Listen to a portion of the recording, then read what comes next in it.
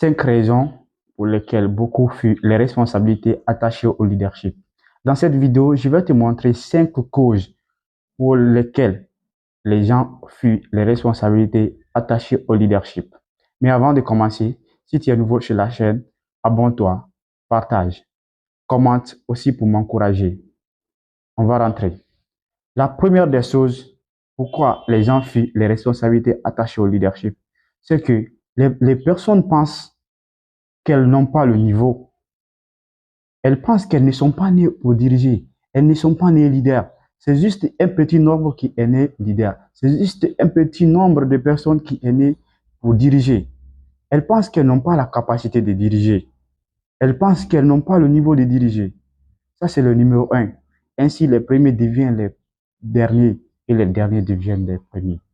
Parce que toi qui es premier, quand tu penses que toi, tu n'as pas la capacité de diriger, celui qui viendra après toi, il va te diriger.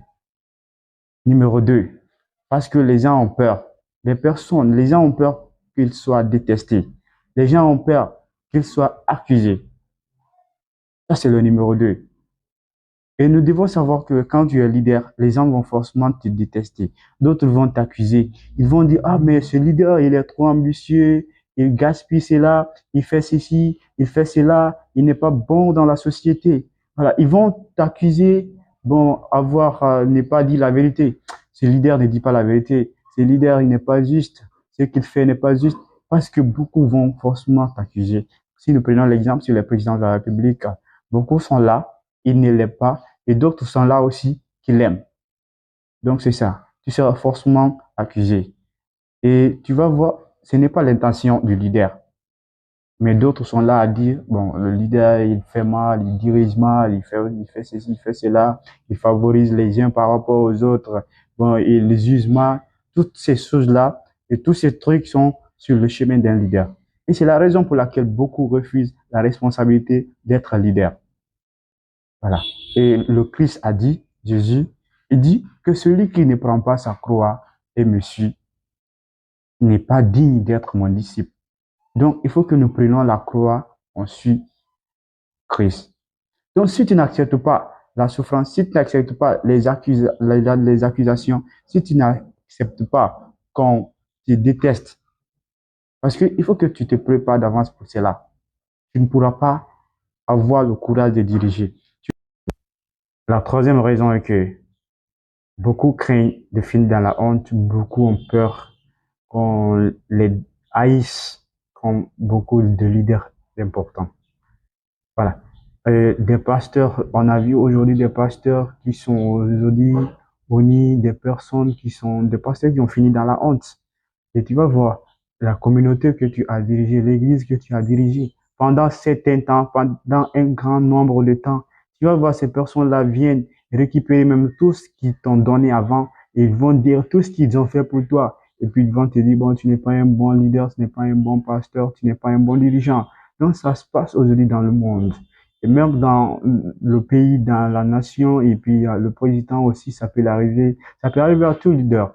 Voilà, on peut te mettre et puis et à la fin aussi, on t'enlève, on te retire tout. On a vu des leaders comme ça là qui sont passés, voilà, et puis ça les est arrivé, on les enlève, on retire tout ce qu'on les avait donné. Voilà, ça arrive. Et beaucoup ont peur pour ne pas qu'ils soient comme ça dans la honte et qu'on les haïsse. Donc, ils préfèrent ne pas être leader. Donc, c'est une raison aussi pourquoi les gens ne veulent pas être leaders. C'est la troisième raison. Et la quatrième raison est que les gens pensent qu'ils ne sont pas assez bons pour être leaders. Certaines personnes pensent qu'ils ne remplissent pas les critères moraux. Ils n'ont pas les critères moraux pour être un bon leader. Pour être un bon leader. D'autres pensent ne pas avoir des connaissances requises pour être un bon leader. Est-ce que quand je deviens un leader, je pourrais diriger? Il y a des personnes dans ce groupe qui sont très intelligentes. Il y a des personnes dans ce groupe qui sont très influentes. Je ne peux pas diriger ce groupe. Je suis pas à mesure, j'ai pas cette connaissance de diriger ceci. Donc, pour diriger un groupe, je dois être le plus intelligent du groupe. Quand quelqu'un vient qui est plus intelligent que moi, je ne peut pas aller ensemble. Donc, c'est ce que beaucoup pensent. C'est la raison pour laquelle les gens pensent qu'ils ne peuvent pas aussi diriger.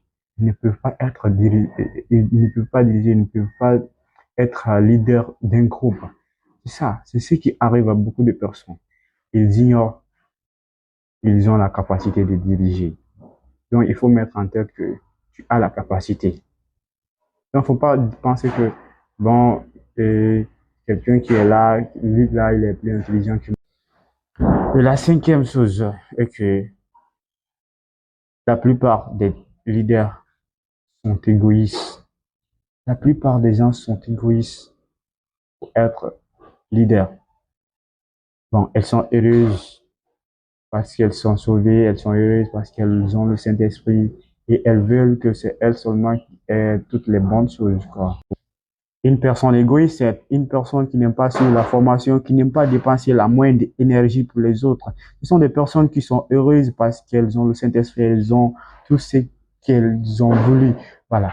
Donc, ce sont des personnes qui ne peuvent pas être leaders. Elles ne veulent pas être leaders parce qu'elles sont beaucoup égoïstes. Si Christ était resté dans son confort, il n'était pas venu ici, comment nous serions-nous et comment nous allons entendre la parole de l'Éternel? Ok. Donc, il a laissé son confort, il a laissé son siège, il est venu ici pour que nous puissions avoir aussi le salut. Donc, la manière dont il est venu vers nous, c'est comme ça, nous devons aussi être humbles. Voilà, comme il a été. Il s'est soumis jusqu'à la mort sur la croix. C'est pourquoi Dieu l'a élevé. Donc, si toi aussi tu veux être élevé, il faut que tu écoutes cela. Merci.